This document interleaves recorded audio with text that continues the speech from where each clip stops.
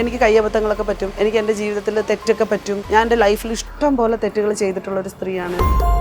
ആരും ശരിയൊന്നും അല്ലല്ലോ. ദിയ പലപ്പോഴും പറയാറുണ്ട് ദിയയുടെ ശരീരം ദിയയ്ക്ക് ഒരു ആയുധമാണെന്ന്. നമ്മൾ എത്രയൊക്കെ പറഞ്ഞു പറഞ്ഞാൽ നമ്മളെ ഉള്ളിൽ ഒന്നാരെങ്കിലും വന്ന് നമ്മളൊന്ന് ചേർത്ത് അണച്ചിരുന്നെങ്കിൽ നമ്മളെ ഉള്ളിലുള്ള യഥാർത്ഥ ഒരു ദിയാസനയൊക്കെ ഉണ്ടല്ലോ. പെണ്ണൊരുമ്പാട്ടാൽ പുറത്തു വരുന്ന സമയത്ത് ചീത്തപ്പേര് കൂടുമോ? ഉരുമ്പിട്ടപ്പോഴാണ് എനിക്ക് വെളിയിലേക്ക് ഇറങ്ങാൻ പറ്റിയത്. ഒരു കുഞ്ഞിനെ വിറ്റു എന്ന് പറഞ്ഞായിരുന്നു ഒരു ആരോപണം വന്നത്. അത് സംഘപരിവാറിന്റെ അജണ്ടയുടെ ഭാഗമായിട്ടും ഒരു തന്ത്രം, അതല്ലെങ്കിൽ എന്നെ കൊടുക്കുക എന്നുള്ള ദുരുദ്ദേശത്തിന്റെ ഭാഗമായിട്ട് എൻ്റെ കുഞ്ഞിനെ ദിയാസന വിൽക്കാൻ ശ്രമിച്ചു എന്നൊരു അമ്മ വന്ന് പറയുമ്പോൾ ഇങ്ങനെയൊക്കെ പറയുന്ന പെണ്ണുങ്ങൾക്ക് കിട്ടാറുള്ളതൊക്കെ ചീത്തപ്പേരാണ്. എന്നെ മനസ്സിലാക്കിയ മനുഷ്യരുണ്ട്, അതുപോലെ തന്നെ എന്നെ നന്നായിട്ട് ഉപയോഗിച്ച മനുഷ്യരുണ്ട്, ഇപ്പോഴും ഉപയോഗിച്ചുകൊണ്ടിരിക്കുന്ന മനുഷ്യരുണ്ട്. എന്നെ നശിപ്പിച്ച് നല്ല രീതിയിൽ എൻ്റെ ജീവിതം ആക്കി തരാം എന്ന പ്രീ പ്ലാന്റിൽ ഇപ്പോഴും നിൽക്കുന്ന മനുഷ്യരുണ്ട്. കയ്യൂക്ക് കൊണ്ട് ഒരു യൂട്യൂബറെ കൈകാര്യം ചെയ്യുന്ന സ്ഥലത്ത് കരിയോയിൽ ഒഴിച്ചതിനൊക്കെ ഞാൻ യോജിക്കും. പക്ഷെ ഒരാളെ തല്ലുമ്പോൾ നമ്മളതൊരു സന്ദേശമായിട്ട് തന്നെ വീഡിയോ ആക്കി ചെയ്യുമ്പോൾ ബുള്ളിങ്ങിനെതിരെ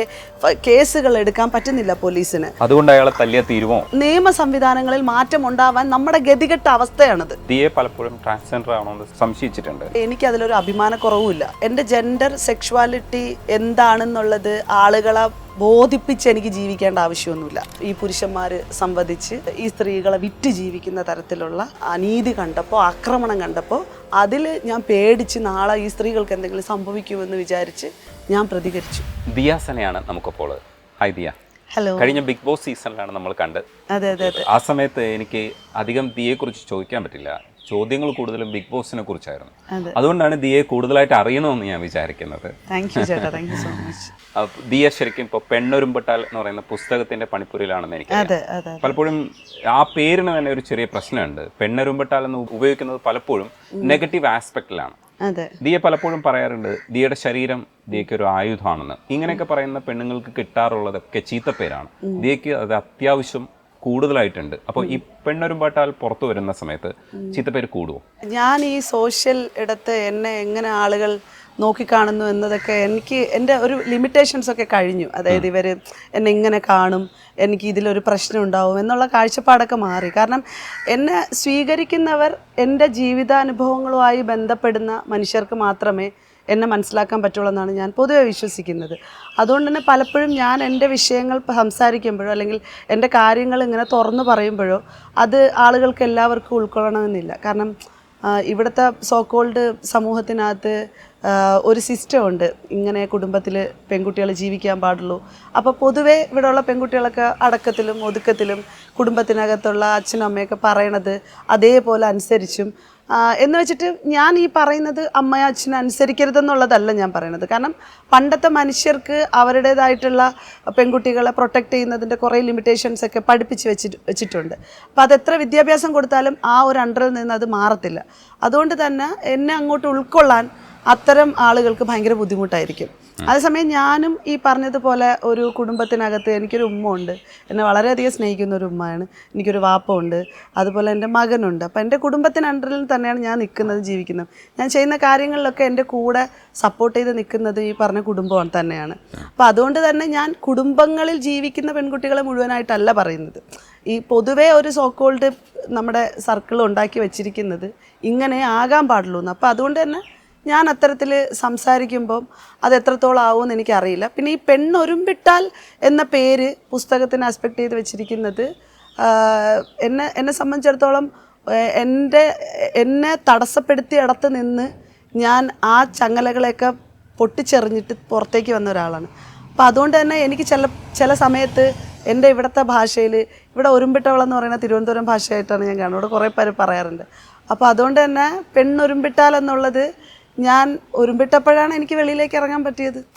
അപ്പോൾ ചില കാര്യങ്ങൾക്ക് ദിയ ഒരുമ്പിട്ടിറങ്ങിയപ്പോൾ സമൂഹത്തിൻ്റെ സപ്പോർട്ട് ഉണ്ടായിരുന്നു. അതൊരു പക്ഷേ കിസ് ഓഫ് ലവിൽ പോലും നെഗറ്റീവ് ആസ്പെക്റ്റിൽ പലരും കൈകാര്യം ചെയ്തപ്പോഴും സപ്പോർട്ട് കിട്ടിയിട്ടുണ്ടായിരുന്നു. ഇപ്പോൾ ചില സമരങ്ങൾക്കൊക്കെ അങ്ങനെ ഒരു ഗുണമുണ്ടാവും. പക്ഷേ ഈ ചില സമരങ്ങൾ അല്ലെങ്കിൽ ചില അതിക്രമങ്ങളായിട്ട് ചില കാര്യങ്ങളെ കാണേണ്ട അവസ്ഥയിലും ദിയ പോയിട്ടുണ്ട്. ഇപ്പോൾ കയ്യൂക്ക് കൊണ്ട് ഒരു യൂട്യൂബറെ കൈകാര്യം ചെയ്യുന്ന സ്ഥലത്ത് ദിയയുടെ ആശയവും ആദർശവും അല്ല, അവിടെ ഒരു നമുക്ക് ഫിസിക്കലി അങ്ങനെ ചെയ്തു കളയാമെന്ന് പറയുന്ന സ്ഥലത്ത് നമ്മളൊന്ന് വീണു പോയില്ലേ ശരിക്കും? തീർച്ചയായിട്ടും. ഇപ്പം കിസ് ഓഫ് ലവ് എന്ന് പറയുന്ന സമരം അതിനെ എടുത്തു നോക്കുകയാണെങ്കിൽ ആ സമരത്തിൽ ഞാൻ പങ്കെടുക്കാനൊരു റീസണുണ്ട്. കിസ് ഓഫ് ലവ് സമരം നടക്കുന്നതിൻ്റെ 3-4 മാസം മുമ്പ് എനിക്കും വേറൊരു പെൺകുട്ടിക്കും എതിരെ ആദ്യമായിട്ട് നടൻ ആസിഫ് അലി ഫാൻസിൻ്റെ മർദ്ദനമേറ്റ ഒരു ഇഷ്യൂ 2014 തന്നെ അത് സംഭവിക്കുകയുണ്ടായി. ആ സമയത്ത് കനകക്കുന്ന് കൊട്ടാരത്തിനകത്ത് 2 സ്ത്രീകളെ പട്ടികളെ പോലെ എടുത്തിട്ട് തല്ലായിരുന്നു. ഞാനും വേറൊരു പെൺകുട്ടി, സീന എന്ന് പറഞ്ഞിട്ടൊരു പെൺകുട്ടിയെ. അന്ന് ഒരു കൂട്ടം ചെറുപ്പക്കാർ വന്നാണ് ഞങ്ങൾ ആക്രമിക്കുകയൊക്കെ ചെയ്തത്. ആ സമയത്ത് ഞങ്ങൾക്ക് പരിക്ക് പറ്റി, ഞങ്ങൾ ഹോസ്പിറ്റലിൽ അഡ്മിറ്റ് ആവുകയൊക്കെ ചെയ്തിട്ടുണ്ടായിരുന്നു. ഞാൻ ആ ദിവസമാണ് എന്തും ചെയ്യാൻ നമ്മളെ ധൈര്യപ്പെട്ട് മനുഷ്യർ വരുന്നല്ലോ, ഇത്രയും ആക്രമണം ഞാൻ എന്തിനു നേരിടണം എന്ന് മനസ്സിലാക്കിയത്. ആക്ച്വലി എൻ്റെ കൂടെ ഉണ്ടായിരുന്ന പെൺകുട്ടി ഒരു സിനിമയ്ക്ക്, ആസിഫ് അലിയുടെ പുതിയൊരു സിനിമ ഹായ് ഐ ആം ടോണി എന്ന് പറയുന്ന സിനിമ, ആ സിനിമയ്ക്കെതിരെ ഒരു പോസ്റ്റ് ചെയ്യുകയും ഫാൻസ് എന്ന വ്യാജേന ഉള്ള ആളുകൾ വരികയും അത് ആക്രമണത്തിലേക്ക് എത്തുകയും, അതായത് ആദ്യ ദിവസം തന്നെ സിനിമയുടെ പണിപ്പുരകൾ കുറച്ച് പ്രശ്നത്തിലായതുകൊണ്ട് അവർക്കത് റീച്ച് ഉണ്ടാക്കാൻ പറ്റാതെ ഇരുന്നു. ഞങ്ങളായിട്ട് സിനിമയുടെ റിവ്യൂ പറഞ്ഞ് എന്തോ ചെയ്തു കളഞ്ഞു എന്നുള്ള ലേബലൊക്കെ പറഞ്ഞാണ് ഞങ്ങൾ ആക്രമിക്കാൻ വേണ്ടിയിട്ട് വന്നത്. ആ കുട്ടിയെ ആക്രമിച്ചു. ഒരു പെൺകുട്ടിയെ ആക്രമിക്കുന്നത് കണ്ടിട്ടാണ് ഞാൻ ആ സ്ഥലത്തേക്ക് ചെല്ലുമ്പോഴാണ് നീ ആരടാ ചോദിക്കാമെന്ന് പറയുന്നതിന് എന്നെ ആ കൂട്ടത്തോടെ 10-25 പേരടങ്ങുന്ന ചെറുപ്പക്കാരെന്നെ ആക്രമിച്ചത്. അപ്പോൾ അവിടെ നിന്നതിന് ശേഷമാണ് ഈ സദാചാര ഗുണ്ടായിസത്തിനെതിരെ ഒരു സമരചുംബനം എന്ന ഇതിൽ ഫർമിസ് ആഷു എന്ന് പറയുന്ന ഒരാൾ ഒരു പോസ്റ്റ് ഇട്ടിട്ട്, ആ പോസ്റ്റിൻ്റെ അടിസ്ഥാനത്തിലാണ് ഞാൻ ഈ കിസ് ഓഫ് ലവിനകത്ത് എത്തിപ്പെടുന്നതും. അതിനുശേഷം കിസ് ഓഫ് ലവിൻ്റെ പേജിലൂടെ ഈ പറഞ്ഞ രാഹുലിൻ്റെയും രശ്മിയുടെയൊക്കെ അടുത്ത് കമ്മ്യൂണിക്കേറ്റ് ചെയ്ത് അവിടെ എത്തിച്ചേരുന്നത് നമ്മളെല്ലാവരും ഓർഗനൈസ് ചെയ്തിട്ടാണ് അത് അങ്ങനൊരു സമരം നടക്കുന്നതുമൊക്കെ. അപ്പം ഇതിൻ്റെ റീസൺ ഈ പ്രശ്നമാണ്. ഞാൻ ആ സമയത്തൊരു സദാചാര ഗുണ്ടായിസത്തിന് ഇരയാക്കപ്പെട്ട് നിൽക്കുന്ന സ്ത്രീ ആയതുകൊണ്ട് തന്നെ എല്ലാ സദാചാര ആക്രമണത്തിനെതിരെയുമുള്ള ഒരു മൂവ്മെൻ്റ് ആയിട്ടാണ് ഞാൻ ആ സമര ചുംബനത്തെയും. പക്ഷെ ആ ചുംബന സമരം പിൽക്കാലഘട്ടത്തിൽ ഇപ്പോൾ രാഹുൽ പശുപാലനും ഒക്കെ ഇടപെട്ട സമരത്തിൽ, പക്ഷെ പിൽക്കാലഘട്ടത്തിൽ ഇവർക്കൊക്കെ ഉണ്ടായ വ്യക്തിപരമായിട്ടുള്ള വീഴ്ചകളുണ്ട്. ആ വീഴ്ചകളൊക്കെ ഈ സമരത്തെയും പിന്നാക്കം വലിച്ചിട്ടുണ്ട്. ഇല്ലെങ്കിൽ ആ സമരത്തെ നമ്മൾ അടയാളപ്പെടുത്തുന്നത് അത്ര നല്ല സമരമായിട്ടല്ല. ആ കാലഘട്ടത്തിൽ സോഷ്യൽ മീഡിയയിൽ നല്ല സപ്പോർട്ട് കിട്ടിയ ഒരു സംഗതി പിൽക്കാലഘട്ടത്തിൽ അത് ആ വ്യക്തികളുടെ പ്രശ്നങ്ങൾ കൊണ്ട്, ഇല്ലെങ്കിൽ അതിനെ നയിച്ച വ്യക്തികളുടെ പ്രോബ്ലം കൊണ്ട് അത് പുറകോട്ട് പോയി. അപ്പോഴൊക്കെ എന്താണ് ദിയയുടെ മനസ്സിനകത്ത് എന്തായിരുന്നു, അതെങ്ങനെയായിരുന്നു നോക്കിക്കണ്ടിരുന്നത്? രാഹുലിൻ്റെ രശ്മിയുടെ വ്യക്തിപരമായിട്ടുള്ള ജീവിതത്തിൽ ഞാൻ സംസാരിക്കാൻ ആളല്ല. പക്ഷേ അവർ വെച്ചൊരു മൂവ്മെൻറ്റിനെ ഞാൻ അവർക്കൊപ്പം തന്നെയാണ് ഇപ്പോഴും നിലനിൽക്കുന്നത്. അവരുടെ വ്യക്തിപരമായിട്ടുള്ള ജീവിതമൊക്കെ അവരുടേതായിട്ടുള്ള ചോയ്സ് മാത്രമാണ്. അതിനകത്ത് എനിക്ക് എതിർപ്പുമില്ല അതവർ ജീവിക്കുന്നതിൽ. പിന്നെ നമ്മളെപ്പോലുള്ള ആളുകൾ പ്രതികരിച്ച് മുന്നോട്ട് വരുന്ന സമയത്ത് നമുക്കെതിരെ എന്തെങ്കിലുമൊക്കെ അലിഗേഷൻസ് ആളുകൾ കൊണ്ടുവരും. ഇപ്പം ഞാൻ അവർ ചെയ്യുന്ന തൊഴിലുമായി ബന്ധപ്പെട്ടോ അല്ലെങ്കിൽ അവരുടേതായിട്ടുള്ള രാഷ്ട്രീയത്തിലല്ല ഞാൻ ജീവിക്കുന്നത്. ഒരിക്കലും ഞാൻ അവരുടെ കൂടെയും അല്ല.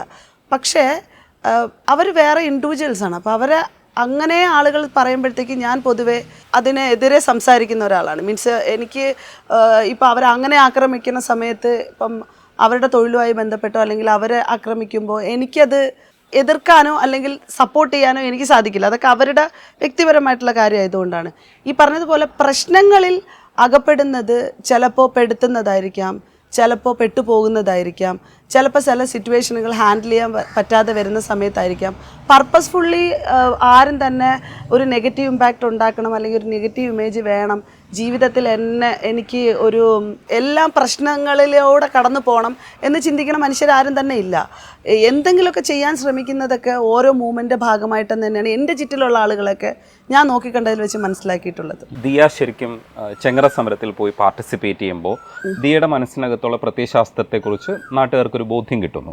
പക്ഷേ ഇതേ ആള് തന്നെ ഈ യൂട്യൂബറെ കൈവച്ച് കളയാമെന്ന് തീരുമാനിക്കുന്നിടത്ത് നേരെ കോൺട്രഡിക്ടറി ആയിട്ടുള്ള ഒരു പ്രത്യയശാസ്ത്രമാണ്. ഇല്ലെങ്കിൽ നമ്മൾ നിയമം കയ്യിലെടുത്തുകൊണ്ട് മുന്നോട്ട് പോകൽ നടക്കില്ല. അപ്പോൾ ഒരു ഇമോഷണൽ കാര്യമാണത്. ഇതിലേതാണ് ശരി ഏതാണ് തെറ്റെന്ന് നമ്മൾ ആലോചിക്കില്ലേ? തീർച്ചയായിട്ടും ചെങ്ങറ സമരമൊക്കെ നമ്മൾ നടത്തിയ സമയത്തുള്ള മൂവ്മെൻറ്റുകളെയൊക്കെ തന്നെയാണ് ഞാൻ അംഗീകരിക്കുന്നത്. പക്ഷേ ഇവിടെ ഈ പറഞ്ഞ സൈബർ ബുള്ളിങ്ങിനെതിരെയുള്ള പ്രതിഷേധം ഭയങ്കര ഒരു വല്ലാത്തൊരു അവസ്ഥയിൽ കടന്നുപോയ സാഹചര്യം എല്ലാവർക്കും അറിയായിരിക്കും. നമ്മുടെ കൊറോണ സമയം നന്നായിട്ട് സോഷ്യൽ മീഡിയ ഉപയോഗിക്കാൻ ആളുകൾ തുടങ്ങി. ആ സമയത്ത് കോണ്ടൻ്റ് ഒന്നും ഇല്ലാതെയും കാശൊന്നും ഇല്ലാതെയൊക്കെ ഇരിക്കുന്ന സമയവും കൂടിയാണ്. അപ്പോൾ ഞാനിപ്പോൾ അവിടെ ഒരു പ്രശ്നം ഉണ്ടാക്കണമെന്ന് പറഞ്ഞ് ചെയ്യുന്ന ആളല്ല, വിഷയത്തെ അന്വേഷിക്കാൻ ചെന്ന ആളാണ്. ഞങ്ങൾക്കെതിരെ ഒരു കയ്യാങ്കളി വന്ന സാഹചര്യത്തിലാണ് ഞങ്ങൾ തിരിച്ച് പ്രതികരിക്കുന്നത്. അപ്പം അവിടെയും ഈ സിറ്റുവേഷൻസുകൾ, ഇപ്പം ഒരു വീഡിയോ ചെയ്ത് ലൈവ് ഇടുമ്പോൾ അത് ആളുകൾ കാണുന്നത് മാത്രമായിരിക്കില്ല അതിനകത്ത് ശരി. ഇപ്പം നമ്മളെല്ലാം വീഡിയോ ഇങ്ങനെ ലൈവും കൊണ്ടല്ല പോകുന്നത്, അതൊരു ഘട്ടം കഴിഞ്ഞതിന് ശേഷമാണ് ആ ലൈവ് പോകുന്നത്. അപ്പോൾ ഇതിൻ്റെ തുടക്കമോ അല്ലെങ്കിൽ അവിടെ സംഭവിച്ചിട്ടുള്ള മറ്റു കാര്യങ്ങളെ പറ്റിയിട്ടൊന്നും ആർക്കും അറിയത്തില്ല. അപ്പം ഞാൻ ഒരിക്കലും ഇത്തരം സമര രീതിയോട് ഞാൻ യോജിക്കില്ല. മീൻസ് ഞാൻ ഇപ്പം കരിയോയിൽ ഒഴിച്ചതിനൊക്കെ ഞാൻ യോജിക്കും. അതിലപ്പുറം ഞാനിപ്പോൾ ഒരിക്കലും കൈ വെക്കണമെന്നോ അല്ലെങ്കിൽ ഉപദ്രവിക്കണോ, ഇതിന് ഞാൻ ആ സമയത്തും ഞങ്ങൾ പറഞ്ഞത് അങ്ങനെ തന്നെയാണ്. ഞങ്ങളിത് ആരെയും മോട്ടിവേറ്റ് ചെയ്ത് അല്ലെങ്കിൽ ആരും ബാക്ക് സപ്പോർട്ട് കൊടുത്തിട്ട് ചെയ്ത പരിപാടി തല്ലുമ്പോൾ നമ്മളതൊരു സന്ദേശമായിട്ട് തന്നെ വീഡിയോ ആക്കി ചെയ്യുമ്പോൾ അതിനകത്ത് നമ്മൾ എടുക്കേണ്ട ചില നിലപാടുകൾ. ഞങ്ങളിവിടെ സിസ്റ്റത്തിനെതിരെയാണ് ഞങ്ങൾ സംസാരിച്ചിരിക്കുന്നത്. ഇവിടുത്തെ സിസ്റ്റത്തിൽ ഇവിടെ നമുക്ക് ബുള്ളിങ്ങിനെതിരെ കേസുകൾ എടുക്കാൻ പറ്റുന്നില്ല പോലീസിന്. നമ്മൾ എത്ര പോയാലും പോലീസിന് ഒരു ലിമിറ്റേഷൻസ് ഉണ്ട് കേസ് എടുക്കുന്നതിന്. ഇവിടെ ഉള്ള നിയമം സൈബർ കേസുകളുടെ അങ്ങേ അറ്റത്ത് എതുവരെ പോകുമെന്നുള്ളത് നമുക്കറിയാം. അതുകൊണ്ട് അയാളെ തല്ലിയ തീരുമോ? ഇല്ല, നിയമ സംവിധാനങ്ങളിൽ മാറ്റം ഉണ്ടാവാൻ നമ്മുടെ ഗതികെട്ട അവസ്ഥയാണത്. ഞങ്ങൾ അങ്ങോട്ട് ചെല്ലുന്നതല്ല, അതാണ് ഞാൻ പറഞ്ഞത്. ഞങ്ങൾക്ക് നേരെ ഞങ്ങൾ ഈ വിഷയം ചോദിക്കാൻ ചെല്ലുമ്പോൾ ഞങ്ങൾക്ക് നേരെ അയാളിൽ നിന്ന് വന്ന പ്രതികരണം, അയാളിൽ നിന്ന് വന്ന ഇപ്പം ഈ രണ്ട് സംഭവത്തിലും കേസുകൾ കിടക്കുന്നതുകൊണ്ട് നമുക്കിതിനകത്ത് കൂടുതൽ കാര്യങ്ങൾ പറയുന്നതിനുണ്ട്, ലിമിറ്റേഷൻസ് ഉണ്ട്. എന്നാൽ പോലും ഈ നമുക്ക് നേരെ വരുന്ന ഒരു ആക്രമണത്തെ തടുക്കാനാണ് നമ്മളെപ്പോഴും ഡിഫൻസായിട്ട് നമ്മൾ പല കാര്യങ്ങൾ ഉപയോഗിച്ച് പോകുന്നത്. ഇപ്പം എനിക്ക് നേരെ ശാരീരിക ആക്രമണം നടത്താൻ ഒരുപാട് സംഘപരിവാറിൻ്റെ തന്നെ അജണ്ടകളുടെ ഭാഗമായിട്ട് ആളുകൾ ശ്രമിച്ചിട്ടുണ്ട്. ഈ കിസ് ഓഫ് ലവ് സമരം കഴിഞ്ഞതിന് ശേഷം പല മൂവ്മെൻറ്റ് ഭാഗമായിട്ട് ഞാൻ സംസാരിക്കുമ്പോഴും എൻ്റെ ഒരു സോഷ്യൽ മീഡിയ പോസ്റ്റ് കൊണ്ടുപോലും എൻ്റെ വീടിന് നേരെ കല്ലേറുണ്ടാവുകയും എൻ്റെ ഫ്ലാറ്റിന് നേരെ ആക്രമണം ഉണ്ടാവുകയും ഒക്കെ ചെയ്തിട്ടുള്ള സാഹചര്യങ്ങൾ ഉണ്ടായിട്ടുണ്ട്. അപ്പോൾ എല്ലാം ഡിഫൻസായിട്ടാണ് കാണുന്നത്. ഒരിക്കലും ഞാൻ ഇപ്പോൾ അവനെ പിടിക്കണം എന്നിട്ട് എനിക്ക് അവനെ തല്ലണം എന്നതല്ല എൻ്റെ ഉദ്ദേശം. എനിക്ക് അങ്ങനത്തെ ഒരു ഇൻറ്റൻഷൻ ഇല്ല. ഞാൻ അങ്ങനെ ഒരാളല്ല. ഞാൻ വളരെ എല്ലാവരെയും സ്നേഹിക്കുകയും സപ്പോർട്ട് ചെയ്യുകയും എൻ്റെ കൂടെ നിൽക്കുന്ന മനുഷ്യർക്ക് എന്നെപ്പറ്റി വളരെ കൃത്യമായി അറിയാം. ഞാൻ മൈനോറിറ്റി മനുഷ്യർക്ക് വേണ്ടി സംസാരിക്കുന്ന ഒരാളാണ്. ഞാൻ ഇവിടുത്തെ പൊതുജനങ്ങളുടെ പ്രിവിലേജ് മനുഷ്യരെ പറ്റി സംസാരിക്കുന്ന ഒരു സ്ത്രീ അല്ല. അത് മനസ്സിലാവാറുണ്ട്. ഇപ്പോൾ ട്രാൻസിന് വേണ്ടി സംസാരിക്കുന്ന സമയത്ത് ദിയെ പലപ്പോഴും ട്രാൻസ്ജെൻഡർ ആണോ എന്ന് സംശയിച്ചിട്ടുണ്ട്. ഈ ട്രാൻസ്ജെൻഡർ ആണോ എന്ന് സംശയിക്കൽ ഒരുപക്ഷെ ദിയെ കൂടി പ്രൊമോട്ട് ചെയ്തിട്ടുണ്ട്. അതങ്ങനെയാണെങ്കിൽ ആയിക്കോട്ടെ, അവരങ്ങനെ വിചാരിച്ചോട്ടെ. അതിൻ്റെ പൊളിറ്റിക്സ് എന്താണ് സാർ? അതാ ചേട്ടാ, എൻ്റെ ജെൻഡർ സെക്ഷുവാലിറ്റി എന്താണെന്നുള്ളത് ആളുകളെ ബോധിപ്പിച്ച് എനിക്ക് ജീവിക്കേണ്ട ആവശ്യമൊന്നുമില്ല. പിന്നെ ട്രാൻസ്ജെൻഡർ ആണോ എന്ന് എൻ്റെ അടുത്ത് ചോദിച്ചാൽ എനിക്കതിലൊരു അഭിമാനക്കുറവുമില്ല. എനിക്ക് അങ്ങനത്തെ ഒരു പ്രശ്നം ഇല്ല. കാരണം ഞാൻ വർക്ക് ചെയ്തിട്ടുള്ളത് ഈ പറഞ്ഞ LGBT കമ്മ്യൂണിറ്റീസിന് വേണ്ടി ആകുമ്പോൾ എനിക്കതിനകത്ത് അഭിമാനമേ ഉള്ളൂ. ട്രാൻസ്ജെൻഡർ എന്ന് എന്നെ വിളിച്ചാൽ ഇപ്പം നമ്മുടെ കമ്മ്യൂണിറ്റിയിൽ പെട്ട പിള്ളേർ, ഈ ട്രാൻസ്ജെൻഡർ കുട്ടികൾ പറയും അടുത്ത ജന്മമുണ്ടെങ്കിൽ എനിക്ക് ഇതുപോലെയൊക്കെ തന്നെ ജീവിച്ചാൽ മതി എന്നൊക്കെ ഒരു പേരിന് വേണ്ടിയിട്ടൊക്കെ പറയുന്ന പിള്ളേരൊക്കെ ഉണ്ട്. ശരിക്കും പറഞ്ഞു കഴിഞ്ഞാൽ ഒരു സത്വബോധത്തിൽ അവരൊരുപാട് അനുഭവിച്ച് അവസാനം അവർക്കൊരു സ്പേസൊക്കെ കിട്ടിയ സമയത്ത് ചില ആളുകൾ സന്തോഷത്തോട് പറയുന്ന കാര്യമാണ്. എന്നാൽ പോലും ഞാൻ പറയുന്നുണ്ട്, എനിക്ക് സത്യം പറഞ്ഞു കഴിഞ്ഞാൽ അങ്ങനെ ഒരു രണ്ട് ജന്മത്തിൽ ജനിക്കുന്നത് വളരുന്നതിനെ പറ്റിയിട്ട് ഞാൻ ചിന്തിച്ചു കഴിഞ്ഞാൽ എനിക്ക് ഭയങ്കര പ്രൗഡായിട്ട് തോന്നി. എനിക്ക് അങ്ങനെ ഒന്നും ആവാൻ പറ്റില്ല, അത് നല്ലത് എന്ന് ഞാൻ വിശ്വസിക്കും ശരിക്കും. പക്ഷേ എന്നെ ഇങ്ങനെ ആളുകൾ അത് ഒരു കുറവായി കണ്ടാണല്ലോ എന്നെ, അതായത് നിങ്ങൾ ട്രാൻസ്ജെൻഡർ അല്ലേ എന്നുള്ളത് ഒരു കുറവായി കണ്ടല്ലേ ബുള്ളി ചെയ്യുന്നത്.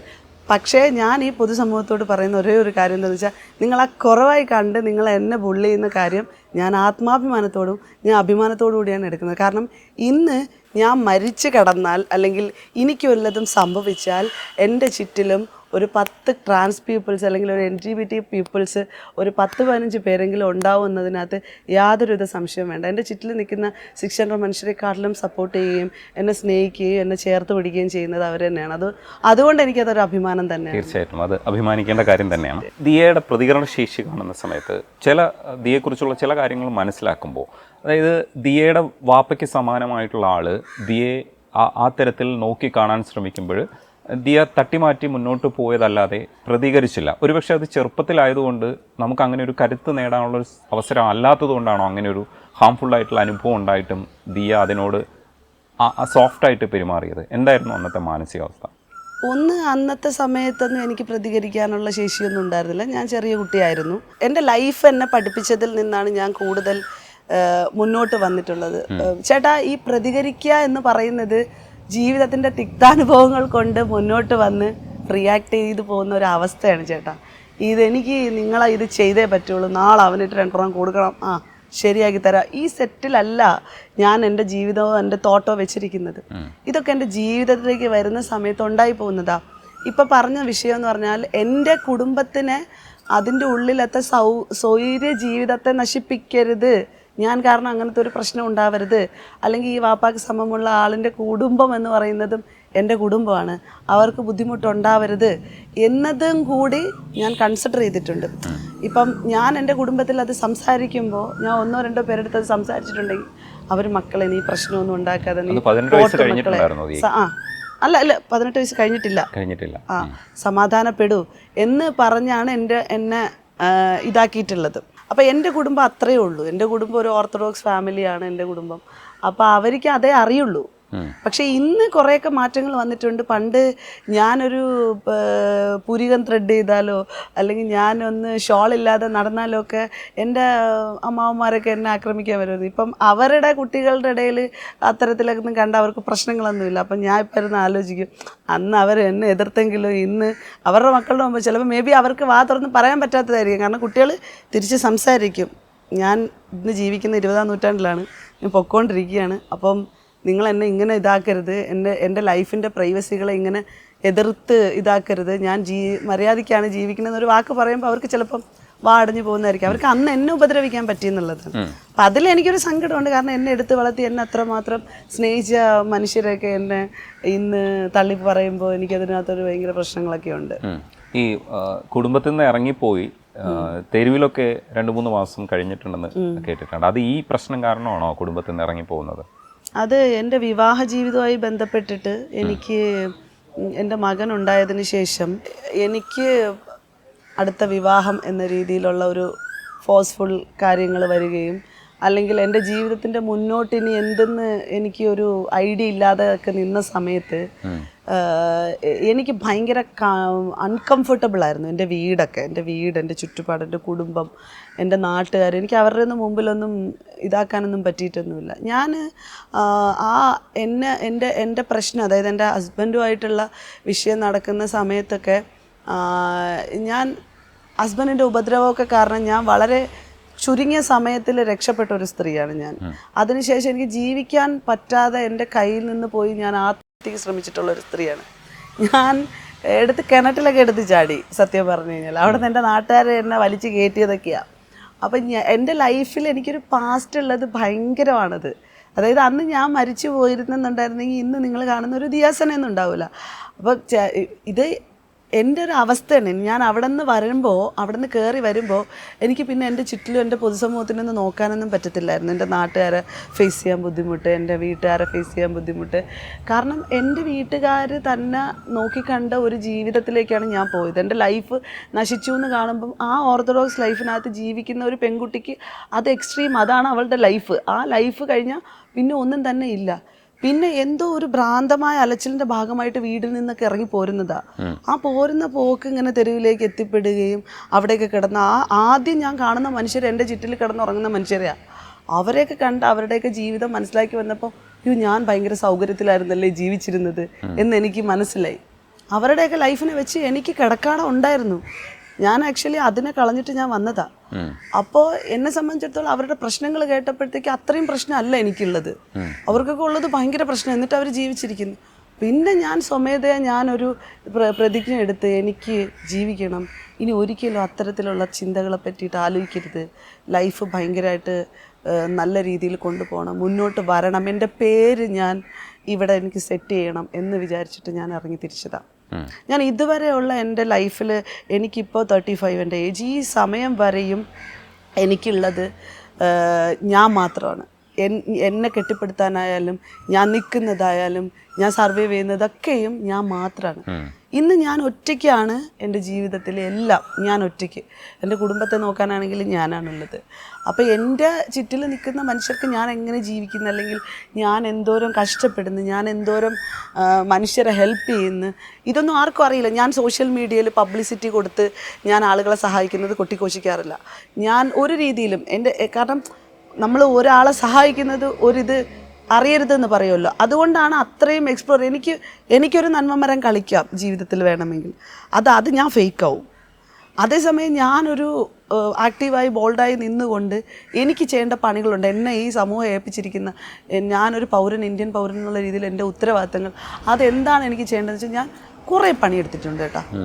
അപ്പോൾ എനിക്ക് ഇപ്പം പറയേണ്ടി വരുന്നതെന്ന് വെച്ചാൽ, നമ്മളെ ബുള്ളി ചെയ്യാൻ മാത്രം മനുഷ്യരിറങ്ങി വരുമ്പോൾ നമ്മൾ യഥാർത്ഥത്തിൽ എന്തെന്ന് മനുഷ്യന് അറിയാൻ പറ്റാത്തത് കൊണ്ടാണ്. ഇപ്പം രജനി ചേട്ടനൊക്കെ പോലെ ഒരാൾ വന്നിരുന്ന് ഇങ്ങനെ ചോദിക്കുമ്പോഴാണ് നമുക്ക് ഈ കാര്യങ്ങളെ പറ്റി പറയാനും പറ്റുന്നത്. ഇപ്പോൾ ഒരു കുഞ്ഞിനെ വിറ്റു എന്ന് പറഞ്ഞായിരുന്നു ഒരു ആരോപണം വന്നത്. അത് സോഷ്യൽ മീഡിയയിൽ ആദ്യം തെറ്റിദ്ധരിച്ചത് സ്വന്തം കുഞ്ഞിനെ വിറ്റു എന്നായിരുന്നു. പിന്നീടാണ് അതിൻ്റെ യാഥാർത്ഥ്യമൊക്കെ മനസ്സിലാക്കുന്നത്. ഇതാണ് സോഷ്യൽ മീഡിയയുടെ ഒരു സ്വഭാവം എന്നൊക്കെ പറയുന്നത്. പിന്നീട് പിൽക്കാലഘട്ടത്തിൽ ഇപ്പോൾ ദിയയെക്കുറിച്ച് ആൾക്കാർ മനസ്സിലാക്കുമ്പോൾ ഈ വാർത്തയുടെ അടിസ്ഥാനത്തിലൂടെ ആയിരിക്കും മനസ്സിലാക്കുന്നത്. അതിനെതിരെ കേസ് കൊടുത്തില്ല. അതേ കേസ് എവിടെ നിൽക്കുന്നു? കോടതിയിൽ കേസ് കൊടുത്തിട്ടുണ്ട്. ഇത്തരത്തിലൊരു അലിഗേഷൻ ഉണ്ടാക്കിയ ആളിനെതിരെ കേസ് എടുത്തിട്ടുണ്ട്. ആ സ്ത്രീക്കെതിരെയുള്ള കേസ് ഇപ്പോൾ മൂവ് ചെയ്തിട്ടുണ്ട്. പിന്നെ ഇത് അവരെന്തുകൊണ്ടാണ് പറയാൻ തയ്യാറായെന്നാണ് അങ്ങനെ സാക്ഷി പറയാൻ തയ്യാറായത്? അത് സംഘപരിവാറിന്റെ അജണ്ടയുടെ ഭാഗമായിട്ടും അതുപോലെ തന്നെ എൻ്റെ കൂടെ സൗഹൃദത്തിൽ ഉണ്ടായിരുന്ന ആളിൻ്റെ ഒരു തന്ത്രം, അതല്ലെങ്കിൽ എന്നെ കുടുക്കുക എന്നുള്ള ദുരുദ്ദേശത്തിൻ്റെ ഭാഗമായിട്ട് എനിക്ക് സംഭവിച്ചതാണ്. ആക്ച്വലി ഈ കേസ് ഉണ്ടാവുന്നത് നമ്മുടെ ഈ അടിച്ചു എന്ന് പറഞ്ഞ കേസ് ഉണ്ടായില്ലേ, ആ ടൈമിൽ പുതുതായിട്ട് രൂപപ്പെട്ടതാണ്. അതിനു മുമ്പൊന്നും ആരും കേട്ടിട്ടുമില്ല, കണ്ടിട്ടുമില്ല. കോടതിയിലും പോയിട്ടുണ്ടായിരുന്നു. അപ്പോൾ കോടതി പറഞ്ഞു ഇതുമായിട്ട് ബന്ധമില്ലാത്തതാണ്, അതുകൊണ്ട് ഇവിടെ അത് സ്വീകരിക്കാൻ പറ്റില്ലെന്ന് പറഞ്ഞു. അത് റിജക്ട് ചെയ്തിട്ടാണ് ഞങ്ങൾക്ക് യൂട്യൂബറുടെ കേസ് പരിഗണിക്കുമ്പോൾ ഇതും കൂടെ അതായത് ആ സമയത്ത് അത് ആവശ്യപ്പെട്ടു. അപ്പം അതായത് ജാമ്യം കിട്ടരുത് ഒരു കാരണവശാലും, അതായിരുന്നു അവരുടെ ഉദ്ദേശം. അങ്ങനെ കൊണ്ടുവന്നപ്പോൾ കോടതി പറഞ്ഞു ഇതുമായി ബന്ധമില്ലാത്തതാണ്, അതുകൊണ്ട് ഇവിടെ പറ്റില്ല എടുക്കാൻ. ഇവർ കൊണ്ടുവന്ന് ക്രൈം ബ്രാഞ്ചിന് കൊടുത്തു. അപ്പം പാരൻ്റ് വന്ന് പറഞ്ഞാൽ ഈ സാധനം എടുക്കുക എന്നുള്ളത് ഇപ്പോൾ ഉദ്യോഗസ്ഥരുടെ റെസ്പോൺസിബിലിറ്റിയാണ്, പോലീസ് ഉദ്യോഗസ്ഥരുടെ. അതായത് ഒരമ്മയാണ് വന്ന് പറയണത് എൻ്റെ കുഞ്ഞിനെ ദിയാസനെ വിൽക്കാൻ ശ്രമിച്ചു എന്നൊരു അമ്മ വന്ന് പറയുമ്പോൾ, ചേട്ടാ ഇവിടെ പോക്സോ കേസുകളൊക്കെ എന്ന് പറഞ്ഞാൽ ഭയങ്കര സ്ട്രോങ് ആണ്. അപ്പോൾ അങ്ങനെ ഒരു പാരൻ്റ് വന്ന് വിഷമത്തിൽ എൻ്റെ കുഞ്ഞിനെ ഒരു സ്ത്രീ വിൽക്കാൻ ശ്രമിച്ചെന്ന് പറയുമ്പോൾ സ്വാഭാവികമായിട്ട് അവർക്ക് കേസെടുക്കാതെ വേറെ നിവൃത്തിയില്ല. പക്ഷേ എന്തോ ഭാഗ്യത്തിന് അവരത് FIR ഇടുകയോ അല്ലെങ്കിൽ അവരന്വേഷിച്ചപ്പോൾ ഇത് പുതിയ കേസാണല്ലോ, ഈ സമയത്തുണ്ടായതാണ്. എന്തുകൊണ്ടാണ് അന്ന് അങ്ങനെയാണെങ്കിൽ അന്ന് അവർ കേസ് കൊടുക്കാതെ ഇപ്പോൾ അവർക്കെതിരെ ഒരു അലിഗേഷൻ വന്നപ്പോൾ കൊടുത്തത് എന്നൊരു പോയിന്റ് വെച്ച് മാത്രം ദൈവം സഹായിച്ചിട്ട് എനിക്ക് അങ്ങനത്തെ ഒരു പ്രശ്നം എനിക്ക് ഉണ്ടായിട്ടില്ല. എനിക്ക് ആ കേസ് റിജക്റ്റ് ആവുകയും എനിക്ക് ബുദ്ധിമുട്ടൊന്നും ഉണ്ടാവുകയും ചെയ്തിട്ടില്ല. അതിൻ്റെ പേരിൽ എനിക്കൊരു ഭയങ്കര പ്രശ്നം ഉണ്ടായത് ഈ മറുനാടൻ മലയാളി പോലെ ചാനൽ എനിക്കെതിരെ ഇട്ട ന്യൂസ് കുറച്ച് ആളുകളുടെ ഇടയിൽ എത്തുകയും അത് മോനെ സംബന്ധിച്ച് ബുദ്ധിമുട്ടാവുകയും കുടുംബത്തിനെ ബാധിക്കുകയും അവർക്കത് ഒരു പ്രശ്നമാവുകയും ചെയ്തിരുന്നു. കാരണം അന്ന് എനിക്ക് പ്രതികരിക്കാൻ പറ്റുന്നില്ല. ഈ എനിക്കാകെ ഒരു 1.5 മാസം കഴിഞ്ഞാണ് ജാമ്യം കിട്ടുന്നത്. ആ സമയം വരെ എനിക്ക് സോഷ്യൽ മീഡിയയിൽ ഒന്നും ചെയ്യാൻ പറ്റുന്ന സമയമല്ലായിരുന്നു. ആ ഗ്യാപ്പിലായിരുന്നു എനിക്കെതിരെ ഇങ്ങനത്തെ ആക്രമണം നടക്കുന്നത്. ശരിക്കും ചേട്ടാ, എൻ്റെ മറ്റേ കേസിനെ കാട്ടിലും എനിക്ക് ഭയങ്കര പ്രശ്നം ഉണ്ടായത് ഇതായിരുന്നു. കാരണം ഇതേ സ്ത്രീയുടെ കുഞ്ഞിനെ ഹോസ്പിറ്റലിൽ നിന്ന് ഡെലിവറി കഴിഞ്ഞപ്പോൾ ഹോസ്പിറ്റലിൽ ബില്ല് കൊടുക്കുന്ന ആൾ ഞാനാണ്. അത് ഈ സ്ത്രീക്ക് പോലും അറിയില്ല. എൻ്റെ ഫ്രണ്ട്സുകൾക്ക് എല്ലാവർക്കും അറിയാം ഞാനാണ് ഹോസ്പിറ്റലിൽ ബില്ല് കൊടുത്തത്. ഞാനും ജോൺ ഫിഷർ എന്ന് പറഞ്ഞിട്ട് എൻ്റെ ഒരു സുഹൃത്തും ഞങ്ങളാണ് ഹോസ്പിറ്റലിൽ ബില്ല് കെട്ടിവയ്ക്കുന്നത്, എൻ്റെ സുഹൃത്ത് പറഞ്ഞിട്ട്. അങ്ങനെ ഒരു സഹായം ചെയ്തിട്ട് അതേ സ്ത്രീയെ കൊണ്ട് തന്നെ വേറെ രീതിയിൽ രംഗത്തേക്ക് ഇറക്കിപ്പിക്കുക, അതും ഇത്തരത്തിലൊരു അലിഗേഷൻസ് ഉണ്ടാക്കുക, അതൊരു ഭയങ്കര വലിയ സ്റ്റോറിയാണ്. അത് ആക്ച്വലി ഇവരൊക്കെ ഈ ജീവിക്കാൻ നിവൃത്തിയില്ലാതെ എന്തെങ്കിലും ചെയ്തു പോകുന്ന സ്ത്രീകൾ ഉണ്ടാവുമല്ലോ, മേ ബി അതൊക്കെ ആയിരിക്കാം. ഇതെന്തിനാണ് ഇങ്ങനെ ഒരു സ്ത്രീ ആക്രമിക്കണമെന്ന് എനിക്ക് മനസ്സിലാവണില്ല. അത് കൂടെ നിന്ന് ചില ആളുകളുണ്ട്. ഈ സ്ത്രീ അല്ല ഞാൻ പറഞ്ഞത്, എൻ്റെ കൂടെ നിന്ന എൻ്റെ വളരെ അടുത്തൊരു സുഹൃത്തുണ്ട്. ആ സുഹൃത്താണ് എനിക്കെതിരെ ഇത്രയും പ്ലാനിങ് ഇട്ട് തന്ത്രപരമായിട്ട് എന്നെ ആക്രമിക്കാൻ നിന്നത്. അത് ഒരു പേരുദോഷം എന്ന രീതിയിൽ അത് ബാധിച്ചിട്ടുണ്ട് ചേട്ടാ. എന്തിനായിരുന്നു അവർ അങ്ങനെ ചെയ്തത്? എന്നെ ആക്രമിക്കുക, എൻ്റെ ആക്ടിവിസം, അല്ലെങ്കിൽ ഞാൻ പ്രതികരിക്കുന്നതിനെ നിർത്തുക, ഞാൻ പ്രതികരിക്കാൻ പാടില്ല എന്നൊക്കെ കൊണ്ടാണ്. പക്ഷേ റീസൺ കൃത്യമായുണ്ട്. അവരുടെ പേഴ്സണൽ, ഇതുപോലെ പൊളിറ്റിക്കൽ മൂവ്മെൻ്റ് ഭാഗമായിട്ട് നിൽക്കുന്ന ഒരു ഫാമിലിയാണത്. അവരുടെ പേഴ്സണൽ ലൈഫിനകത്തുള്ള കുറേ കള്ളത്തരങ്ങൾ, കുറേ അയാളുടെ ഭാര്യയോട്, അയാളുടെ കുട്ടികളോട് കാണിക്കുന്ന കുറേ വൃത്തികേടുകളും കള്ളത്തരങ്ങളും ഞാനായിട്ട് പൊതുസമൂഹത്തിൻ്റെ മുമ്പിൽ വിളിച്ച് പറയും എന്നത് ഭയന്നിട്ട് ചെയ്തത്. എനിക്കെതിരെ അലിഗേഷൻ വെച്ച ഒരാളെ പേരിൽ കേസെടുത്ത് അയാൾ അറസ്റ്റ് ചെയ്തു എന്ന് പറഞ്ഞല്ലോ, അയാൾ ജാമ്യത്തിലാണ്. അയാളുടെ ഭാര്യ, ഇയാളുടെ ഭാര്യയൊക്കെ ഉപയോഗിക്കുന്നത് സ്ത്രീകളുടെ ബോഡിയെ ടൂളാക്കി അവരുടെ രാഷ്ട്രീയം ഈ പുരുഷന്മാർ സംവദിച്ച് ഈ സ്ത്രീകളെ വിറ്റ് ജീവിക്കുന്ന തരത്തിലുള്ള അനീതി കണ്ടപ്പോൾ, ആക്രമണം കണ്ടപ്പോൾ, പുരോഗമന പൊളിറ്റിക്സിൻ്റെ ഭാഗമായിട്ട് അല്ലെങ്കിൽ പുരോഗമന ഇടത്ത് ഇവർ വലിയ സംഭവമാണെന്ന് പറയുകയും ഇവരുടെ വ്യക്തി ജീവിതത്തിൽ ഇവർ ഭയങ്കരമായ തോൽവികൾ ഈ പുരുഷന്മാരാവുകയും ചെയ്യുന്ന സമയത്ത് അതിൻ്റെ കൃത്യമായ തെളിവുകളും അതിൽ ഞാൻ പേടിച്ച് നാളെ ഈ സ്ത്രീകൾക്ക് എന്തെങ്കിലും സംഭവിക്കുമെന്ന് വിചാരിച്ച് ഞാൻ പ്രതികരിച്ചു. അവിടെ നിന്നാണ് പ്രശ്നം തുടങ്ങുന്നത്. അതായത് അവരുടെ സ്വകാര്യ ജീവിതത്തിനകത്തേക്ക് ഞാൻ വളരെ പേഴ്സണലി ഉള്ള ഇടത്തേക്ക് വരെയും ഞാൻ പോയി. ഒരു സ്ത്രീ ആക്രമിക്കുക എന്ന് പറയുന്നിടത്ത് പേഴ്സണലി എങ്ങനെ പോകാൻ പറ്റും? കണ്ണ് കാണുന്ന ഇടത്ത് പ്രതികരിക്കുകയല്ലേ ചെയ്യുന്നത്. അപ്പോൾ എത്ര വർഷം, 8-9 വർഷമായിട്ടുള്ള സുഹൃത്താണെങ്കിൽ പോലും എനിക്കതിനെ ഇതാക്കാൻ പറ്റിയില്ല, അതിനെ പ്രൊട്ടക്റ്റ് ചെയ്യാനോ അല്ലെങ്കിൽ കണ്ണടയ്ക്കാനോ പറ്റിയില്ല. കുറേ നാളുകളായിട്ട് ഞാൻ കാണുന്നുണ്ട് ആ സ്ത്രീ ആക്രമിക്കുന്നത്. മറ്റൊന്നുള്ളത്, ഈ ദിയ അത്യാവശ്യം കാര്യങ്ങളിലൊക്കെ ഇടപെടുകയും ബിഗ് ബോസിലേക്ക് പിന്നെ എത്തുകയും അത്തരത്തിൽ ഒരു പോപ്പുലാരിറ്റി ഉണ്ടാവുകയൊക്കെ ചെയ്ത ആളാണ്. ഈ സ്നേഹത്തെക്കുറിച്ചൊക്കെ അത്യാവശ്യം സംസാരിക്കുന്ന കൂട്ടത്തിലാണ്. ലിബറൽ ആയിട്ടുള്ളൊരു സ്നേഹത്തെക്കുറിച്ചൊക്കെ പറയുമ്പോൾ ഒരുപാട് പേര് അടുത്തേക്ക് വരാനൊക്കെ സാധ്യതയുണ്ട്. അപ്പോൾ എന്തായാലും അങ്ങനെയൊക്കെ വന്നു പോകുന്നവർ ചിലപ്പോൾ ബോൾഡ്നെസ് കണ്ടിട്ടായിരിക്കും വരുന്നത്. പക്ഷേ ഉള്ളിലേക്ക് എത്തുമ്പോൾ ദിയ അങ്ങനെ ഒരു ബോൾഡായിട്ടുള്ളൊരു ആളാവണമെന്നില്ല. ചിലപ്പോൾ ചെറുപ്പത്തിൽ പ്രതികരിക്കാതെ നിന്നുപോയ ഒരു പെണ്ണായിട്ട് എവിടെയെങ്കിലുമൊക്കെ നിന്നു പോകാൻ സാധ്യതയുണ്ട്. വ്യക്തി ജീവിതത്തെക്കുറിച്ച് കൂടുതൽ അറിയാൻ വേണ്ടി ചോദിക്കുക, ഈ കാലഘട്ടത്തിലേക്കുള്ള പ്രണയങ്ങളും അല്ലെങ്കിൽ റിലേഷൻഷിപ്പും ഒക്കെ നന്നായി ഹാൻഡിൽ ചെയ്ത് പോകാൻ കഴിയുന്ന ഒരു ദിയാണോ നമ്മുടെ മുമ്പിൽ നിൽക്കുന്ന ബോൾഡായിട്ടുള്ള ഒരു ദിയാണോ ഉള്ളത്, അതേ ഒതുങ്ങി ഇങ്ങനെ കരഞ്ഞ് ഇരിക്കുന്ന ഒരു ദിയാണോ ശരിക്കുള്ളത്? ജീവിതത്തിൽ വിവാഹം കഴിപ്പിച്ച് അയച്ച സമയത്ത് ഒരു തീരുമാനം ഉണ്ടായിരുന്നു. ആ ജീവിതത്തിലെ പ്രശ്നങ്ങളും തിക്താനുഭവങ്ങളും കൊണ്ട് ഇനി ഒരു ലൈഫൊന്നും എനിക്ക് വേണ്ട എന്നുള്ളത്. എല്ലാവരും അങ്ങനെയൊക്കെ തന്നെ അങ്ങനെ തന്നെ തീരുമാനിച്ചു വന്നിട്ടുള്ളത്. ഇതുവരെയും അങ്ങനെ തന്നെയാണ് കേട്ടോ. അതായത് എനിക്കൊരു പാർട്ട്ണർ വേണം അല്ലെങ്കിൽ അങ്ങനെ ഒരു റിലേഷൻഷിപ്പ് എന്ന ഇതിലല്ല ഞാൻ പോയത്. ഇതിൻ്റെ ഇടയ്ക്ക് എനിക്ക് 1-2 പേരുമായിട്ട് ഭയങ്കര സൗഹൃദങ്ങളും ഉണ്ടായിരുന്നു. പക്ഷേ ഈ അടുത്ത കാലത്തൊരു 4 വർഷമായിട്ട് ഒരു നല്ലൊരു സുഹൃത്ത് ഭയങ്കരമായ സപ്പോർട്ടിനുണ്ട്. ഈ നമ്മൾക്കൊരാൾ സപ്പോർട്ട് ചെയ്യുമ്പോൾ അയാളുടെ തിരക്കുകൾ കൊണ്ട് അയാൾക്ക് എൻഗേജ്ഡ് ആവേണ്ടി വന്നു കഴിഞ്ഞാൽ അതൊക്കെ എന്നെ ബാധിക്കലുണ്ട്. ചെറിയ കുഞ്ഞു ഈഗോകളായിട്ടും സെൽഫിഷായി വരുന്ന സാഹചര്യങ്ങളൊക്കെ ഉണ്ട്. അതിലിപ്പോൾ രാവിലെ ഒരു സമയത്ത് ഇതേ ആൾ വിളിക്കും, ഉച്ചയ്ക്ക് വിളിക്കും, വൈകിട്ട് വിളിക്കും. ഇങ്ങനെ വിളിച്ചുകൊണ്ടിരിക്കുമ്പോൾ ഒരു ദിവസം രാവിലെ മാത്രം വിളിക്കുമ്പോഴേ തുടങ്ങും പ്രശ്നങ്ങൾ. അപ്പോൾ അത് എല്ലാവരുടെയും ജീവിതത്തിലുള്ളത് പോലെയൊക്കെ എനിക്കും ഉണ്ട്. പക്ഷേ അങ്ങനെ കരഞ്ഞു കണ്ട് അങ്ങനെ അങ്ങ് ജീവിതം ഇല്ലാതാക്കി പോകുന്ന ഒരിതൊന്നുമില്ല. പക്ഷേ എനിക്ക് ഡിപ്രഷൻ പോലുള്ള സ്റ്റേജും കാര്യങ്ങളൊക്കെ എൻ്റെ ജീവിതത്തിൽ സംഭവിച്ചിട്ടൊക്കെ ഉണ്ട്. മീൻസ് ചില വിഷയങ്ങൾ ഓവറായിട്ട് തിങ്ക് ചെയ്യുമ്പോൾ അത് റിലേഷൻഷിപ്പ് എന്നല്ല കേട്ടോ ഞാൻ പറയുന്നത്, എൻ്റെ കുടുംബ പ്രശ്നങ്ങളും എൻ്റെ ജീവിതത്തിൽ ഞാൻ മുന്നോട്ട് ഇനി അടുത്ത് എങ്ങനെ പോവും, ഇപ്പം കാശില്ലല്ലോ, ഇനി ഇത്ര സമ്പാദിക്കണമല്ലോ, ഇനി വീടിൻ്റെ കാര്യത്തിൽ ഇങ്ങനെ തീരുമാനം, ഉമ്മയുടെ കാര്യങ്ങൾ, പാപ്പയൊക്കെ പ്രായമായി വരുന്നു, മകൻ്റെ കാര്യം, മകൻ്റെ മുന്നോട്ടുള്ള സ്റ്റഡി, അങ്ങനെയൊക്കെ കുറേ കാര്യങ്ങളിലൊക്കെ ഞാൻ ചിന്തിച്ച് ആകെ വഷളായി എനിക്ക് ഇടയ്ക്ക് വെച്ചിട്ട് പ്രശ്നമൊക്കെ ഉണ്ടായിട്ടൊക്കെയുണ്ട്. ഞാൻ കുറേ നാളൊക്കെ സോഷ്യൽ മീഡിയയിൽ നിന്നൊക്കെ വിട്ട് നിന്നിട്ടൊക്കെ ഉണ്ടായിരുന്നു ഈ അടുത്ത സമയത്ത്. പക്ഷെ ഞാനിപ്പോൾ അതിൽ നിന്നൊക്കെ തിരിച്ച് റിക്കവർ മീൻസ് നമ്മൾ ഈ 30+ ഒക്കെ കഴിയുമ്പോൾ തന്നെ പൊതുവേ സ്ത്രീകളുടെ ഹോർമോണൊക്കെ മാറി മറിഞ്ഞ് വന്ന് പലർക്കും ചിലപ്പോൾ ബോൾഡായിട്ട് ആരും വേണ്ടാന്നൊക്കെ വിചാരിക്കുന്നവർക്കൊക്കെ ആരെങ്കിലുമൊക്കെ വേണമെന്നൊക്കെ ഒരു തോന്നലൊക്കെ ഉണ്ടാവും. സ്വാഭാവികം കൂടെ ഉണ്ടാവണമെന്നൊക്കെ നമ്മൾ എത്രയൊക്കെ പറഞ്ഞു പറഞ്ഞാൽ നമ്മളെ ഉള്ളിൽ ആരെങ്കിലും വന്ന് നമ്മളൊന്ന് ചേർത്ത് അണച്ചിരുന്നെങ്കിൽ നമ്മളെ ഉള്ളിലുള്ള യഥാർത്ഥ ഒരു ദിയാസനയൊക്കെ ഉണ്ടല്ലോ. ഈ പറഞ്ഞില്ലേ, ജീവിതത്തിൽ എന്തായാലും ഒരു പാസ്റ്റ് ലൈഫിൽ ഒന്നും അല്ലാത്തൊരു ദിയാസനയുണ്ട്. ജീവിതത്തിൽ ഒരു രീതിയിലും പ്രതികരിക്കാൻ കഴിയാത്ത, അല്ലെങ്കിൽ തകർന്നൊക്കെ പോകുന്ന തളർന്നൊക്കെ പോകുന്ന അത് എൻ്റെ ഉള്ളിലുണ്ട്. പക്ഷേ അത്തരം ഇടങ്ങളെ നശിപ്പിക്കാനും അത്തരം ഇടങ്ങളെ പ്രൊവോക്ക് ചെയ്യാനും ജീവിതത്തിൽ അത്രമാത്രം ആത്മാർത്ഥമായ മനുഷ്യർക്ക് മാത്രമേ പറ്റത്തുള്ളൂ. ആക്ച്വലി അത്രത്തോളം ആത്മാർത്ഥം ഉണ്ടായിരുന്ന ഒരു സുഹൃത്തായിരുന്നു എന്നെ ചതിക്കാൻ കൂട്ടുന്നത്. അതാണ് ആ വിഷയവും എനിക്ക് ചെറിയൊരു ബുദ്ധിമുട്ടുണ്ടാക്കിയത്, ഞാൻ ഇത്രയും ആ വിഷയത്തെപ്പറ്റി പറഞ്ഞത്.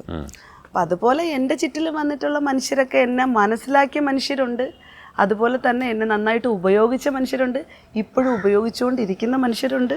എന്നെ നശിപ്പിച്ച് നല്ല രീതിയിൽ എൻ്റെ ജീവിതം ആക്കി തരാം എന്ന പ്രീ പ്ലാൻഡിൽ ഇപ്പോഴും നിൽക്കുന്ന മനുഷ്യരുണ്ട്. ഇപ്പോഴും എൻ്റെ അടുത്ത് നിന്ന് സഹായങ്ങൾ നേടിക്കൊണ്ടിരിക്കുന്ന മനുഷ്യരുമുണ്ട്. ഇവരൊക്കെ കൃത്യമായിട്ട് ഐഡൻറ്റിഫൈ ചെയ്യുന്നുണ്ടോ ദിയ? ആ ചോദ്യത്തിന് എനിക്ക് ആൻസർ തരാൻ പറ്റത്തില്ല. കാരണം ഐഡൻറ്റിഫൈ ആണെന്നുണ്ടെന്നുണ്ടെങ്കിൽ ഇവരെയൊക്കെ അങ്ങ് ഒഴിവാക്കി കളഞ്ഞപ്പോൾ എന്തിനാ ഈ വക സ്ട്രെസ് എടുത്ത് വെക്കണേന്ന് പറയും. ഇപ്പം പറ്റുന്നുണ്ട് എന്ന് പറഞ്ഞു കഴിഞ്ഞാൽ അത് വലിയ കള്ളായി പോകും. സത്യം പറഞ്ഞു കഴിഞ്ഞാൽ പറ്റുന്നില്ല, പക്ഷെ ഇതെല്ലാം ഉണ്ട്. കാരണം ഇതെല്ലാം പതിയെ പോകെ അറിയുള്ളൂ. ഇപ്പോൾ ഉള്ളൊരു വിഷയം എന്താണെന്നറിയോ, എന്ത് കാര്യം കണ്ടു കഴിഞ്ഞാൽ ഫ്രണ്ടിനെയൊക്കെ കാണുമ്പോഴത്തേക്കും ഒരാൾ വന്ന് നല്ല രീതിയിലൊക്കെ സഹായിച്ചാൽ ഒരു ആങ്സൈറ്റി, ഇനി നാളെ ഇത് പണി കിട്ടുമോ, ഇനി എന്തായിരിക്കും ഇത്, അങ്ങനെയൊക്കെ ചിന്തിച്ചിട്ടൊക്കെ കുറച്ച് ഇതായി പോവാറുണ്ട്. എല്ലാം നല്ല രീതിയിലൊക്കെ വരുമായിരിക്കും എന്ന് പ്രതീക്ഷ തന്നെ അങ്ങ് മുന്നോട്ട് പോകുന്നത്. പിന്നെ നമുക്ക് ആരെയും ചൂഴ്ന്നൊന്നും നോക്കി ആരെയും കൃത്യമായിട്ട് അനലൈസ് ചെയ്യാനൊന്നും പറ്റില്ലല്ലോ ചേട്ടാ. അടുത്ത സ്റ്റെപ്പ് എന്ന് പറയുന്നത് ഇപ്പോൾ ഇപ്പോഴത്തുള്ളൊരു ജീവിതം ഇങ്ങനെ തന്നെ സമരവും ജോലിയുമായിട്ട് മുന്നോട്ട് പോയാൽ മതിയെന്നാണോ തീരുമാനിച്ചിരിക്കുന്നത്? അതേ സമരത്തിന് ആർജവം കൂടുവോ, അതേ ജോലിയിലേക്ക് ഒതുങ്ങിക്കൂടുവോ? ഇല്ല ചേട്ടാ, എനിക്കിനി സമരമൊന്നും കൂടുതലായിട്ട് കൊണ്ടുപോകാനൊന്നും വയ്യ. എനിക്ക് ഭയങ്കര ആഗ്രഹം ഉണ്ട് എനിക്കൊരു ട്രസ്റ്റ് ഫോം ചെയ്യണമെന്നുള്ളത്. അപ്പം ഞാൻ അതിൻ്റെ പരിപാടികളിലാണ്. അതിങ്ങനെ HIV ബാധിതരായിട്ടുള്ള ആളുകളുടെ കുട്ടികളെയും അതുപോലെ വയസ്സായിട്ടുള്ള ട്രാൻസ്ജെൻഡേഴ്സിനെയും വെച്ചുകൊണ്ടുള്ള, അപ്പോൾ അവർക്ക് ഈ കുട്ടികളെ നോക്കാം, അവർക്ക് ഇച്ചിരി പാമ്പറിങ് കൊടുത്തൊരു ഫാമിലി പോലെയൊക്കെ കഴിയാം, അങ്ങനെ ഒരു ട്രസ്റ്റ് ഫോം ചെയ്യണമെന്ന് ഭയങ്കര ആഗ്രഹമുണ്ട്. പിന്നെ പ്രായമായ കമ്മ്യൂണിറ്റികളെയൊന്നും നോക്കാനൊന്നും ആരുമില്ല. പലരും പല രീതിയിൽ സൂയിസൈഡൽ പോലുള്ള പരിപാടികളൊക്കെ നടത്തുന്നുണ്ട്. അപ്പോൾ ആത്മഹത്യ പ്രവണതകൾ കൂടുതലും എൻ്റെ ജീവിതത്തിൽ ഞാൻ ഇങ്ങനത്തെ ഒരു സന്ദർഭത്തിലൂടെ കടന്നു പോയിട്ടുള്ളത് കൊണ്ട് തന്നെ ഇത്തരത്തിലൊന്നും ഒരാളും ഇനി ചെയ്യരുതെന്നൊരു ആഗ്രഹം എനിക്കുണ്ട്. അതുകൊണ്ടിട്ട് തന്നെ എൻ്റെ ഉള്ളിലെ യഥാർത്ഥത്തിൽ ഞാനിത് പറയുമ്പോൾ ഞാൻ വലിയൊരു നന്മമരമൊക്കെ ആയി പോകും, അതൊന്നും അല്ല ഞാൻ ഉദ്ദേശിക്കുന്നത്. എന്നാൽ എനിക്ക് സത്യം പറഞ്ഞു കഴിഞ്ഞാൽ കുറേ കമ്മ്യൂണിറ്റികൾ ഞാൻ ഇഷ്ടം പോലെ പേരുടെ ഞാൻ അവരുടെ അവസ്ഥകൾ മനസ്സിലാക്കിയിട്ടുണ്ട്. പാരൻസ് ഇല്ലാതെ, റെസ്പോൺസിബിലിറ്റിക്ക് ആരും അവരെ കൂടെ ഇല്ലാതെ, സെക്സ് വർക്കൊക്കെ ചെയ്ത് അവസാനം അതിനൊന്നും പറ്റാതെ ആരും നോക്കാനില്ലാതെയൊക്കെ നിൽക്കുന്ന കമ്മ്യൂണിറ്റികളെ എനിക്ക് കൊണ്ടുവന്നൊരു ട്രസ്റ്റ് ഫോം ചെയ്യണമെന്ന്. ഞാൻ ഇത്രയും നാൾ ചെയ്ത പണിക്ക് എന്തെങ്കിലുമൊക്കെ അർത്ഥം വേണ്ട ചേട്ടാ. അതിന് വേണ്ടിയിട്ട് തന്നെ അങ്ങനെ ഒരു ഇത് കൊണ്ടുവരണം. ആഗ്രഹം നടക്കട്ടെ, അത് സമൂഹത്തിന് ഗുണകരമായൊരു കാര്യമാണ്. അത്തരത്തിലുള്ള ഗുണകരമായ കാര്യങ്ങൾ കൂടുതൽ ചെയ്യാനുള്ള അവസരം ദീക്ക് കിട്ടട്ടെ. അല്ല, അതിന് എനിക്ക് സമൂഹത്തിന്റെ സപ്പോർട്ട് വേണം. തീർച്ചയായിട്ടും അത് ഞാൻ ചിലപ്പോൾ കെഞ്ചിയൊക്കെ ചോദിക്കും, നിങ്ങൾ എന്നെ സപ്പോർട്ട് ചെയ്താൽ മാത്രമേ എനിക്ക് മുന്നോട്ട് പോകാൻ പറ്റുള്ളൂ. മറ്റ് ഞാൻ ഒരു കാര്യത്തിനും എൻ്റേതായിട്ടുള്ള കാര്യങ്ങൾക്ക് ഞാൻ ആരടുത്തും ഒന്നും പറയാനില്ല. കാരണം അഭിപ്രായം പറയാനുള്ള സ്വാതന്ത്ര്യം എല്ലാവർക്കും ഉണ്ട്. ഇപ്പം നമ്മളിപ്പോൾ ഇങ്ങനെ ജീവിക്കണമെങ്കിൽ പോലും ഇപ്പം എൻ്റെ മോൻ ചെയ്യുന്ന കുറേ കാര്യങ്ങളിൽ എനിക്ക് ലിമിറ്റേഷൻസ് ഒക്കെ ഉണ്ട്. നീ അത് ചെയ്യരുതെന്നൊക്കെ ഞാൻ പറയാറൊക്കെ ഉണ്ട്. അപ്പം അഭിപ്രായങ്ങളൊക്കെ പലർക്കും പല രീതികളിലൊക്കെ വരികയൊക്കെ ചെയ്യും. നമുക്കിഷ്ടമുള്ള കാര്യങ്ങൾ നല്ലതാണെന്നുണ്ടെങ്കിൽ, സത്യസന്ധമാണെന്നുണ്ടെങ്കിൽ, മറ്റൊരാൾക്ക് ദ്രോഹമില്ലാത്തതാണെന്നുണ്ടെങ്കിൽ നമ്മൾ മുന്നോട്ട് പോയി ചെയ്യുക. അതിനകത്ത് യാതൊരു വിധ മടിയും വേണ്ട, സംശയവും വേണ്ട. പക്ഷേ ഈ പറഞ്ഞ പോലെ ഇപ്പം ഞാനൊരു മൂവ്മെൻറ്റ് വയ്ക്കുന്നു, അല്ലെങ്കിൽ ഞാൻ ഇങ്ങനെ ഒരു സമരമുറ കാണിച്ചു, അതൊരു പ്രതിഷേധാത്മകമായി കാണിക്കുമ്പോൾ അത് ഗതികെട്ട് പോകുന്ന, അല്ലെങ്കിൽ ചിലപ്പോൾ അത് റിയാക്ട് ചെയ്ത് പോകുന്ന ഒരവസ്ഥയായിരിക്കും. അതിനെയൊന്നും ആരും കോപ്പി അടിക്കാനോ അല്ലെങ്കിൽ എന്നെപ്പോലെ ആളുകളാവണമെന്നോ, അല്ലെങ്കിൽ ഞാൻ അതൊരു ഇൻഫ്ലുവൻസറായി ആളുകളെ അതിലേക്ക് കണക്ട് ചെയ്യാനൊന്നും ഞാൻ ശ്രമിക്കുന്നില്ല. ദയവേത് അത്തരത്തിലൊന്നും എനിക്ക് കയ്യബദ്ധങ്ങളൊക്കെ പറ്റും, എനിക്ക് എൻ്റെ ജീവിതത്തിൽ തെറ്റൊക്കെ പറ്റും. ഞാൻ എൻ്റെ ലൈഫിൽ ഇഷ്ടം പോലെ തെറ്റുകൾ ചെയ്തിട്ടുള്ളൊരു സ്ത്രീയാണ്. ഒരുപാട് ബുദ്ധിമുട്ടുകൾ മറ്റുള്ളവർക്ക് ഞാൻ അറിയാതെ പോലും ചെയ്തിട്ടുണ്ടാവണം മേ ബി. അപ്പോൾ അങ്ങനെയൊക്കെ നമ്മുടെ ജീവിതത്തിൽ സംഭവിച്ചിട്ടുണ്ടാവാം. അപ്പം ആരും ശരിയൊന്നും അല്ലല്ലോ. അപ്പം നല്ലത് എന്താണോ അത് ചെയ്ത് മുന്നോട്ട് പോകാമെന്ന് മാത്രമേ പറയാനുള്ളൂ. തീർച്ചയായിട്ടും അങ്ങനെ നല്ലത് ചെയ്ത് മുന്നോട്ട് പോകാൻ ദിയയ്ക്ക് കഴിയട്ടെ. എല്ലാവിധ ആശംസകൾ. താങ്ക് യു ചേട്ടാ, താങ്ക് യു സോ മച്ച്.